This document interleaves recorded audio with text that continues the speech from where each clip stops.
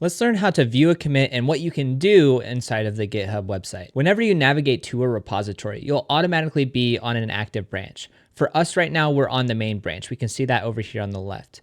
Underneath that is the most recent commit to that branch. So we have this little banner here that says some message of the most recent commit, as well as the SHA hash and when it occurred. If we click on the SHA hash, we get taken to that most recent commit. Here we can filter files for the files that we're interested in. We could search within the code for things that we're looking for. And we also get a diff of what happened inside of this commit. So you can see here, I just added this line. Something interesting is that underneath this diff, you can add comments and start a conversation about this commit. And if you're a maintainer of this repository, you also have the option to lock this conversation. A key feature here is to browse files so that you can see the entirety of the source code and not just the changes here. If we click on browse files, we'll get taken back to the repository page, and this looks almost the same as what we had before, except instead of the main branch being the active branch, we now have the hash that we were just looking at. This allows us to go through and see exactly what this code looked like at this point in time for this commit. Now I switched back to the main branch so I could show you how to view all of the commits that have been made on this branch. To do that, on this banner, right next to the hash and when it occurred are these 7 commits. This is a button that we can click. It takes us to this page where it shows us the tree of all of the commits that have been made for this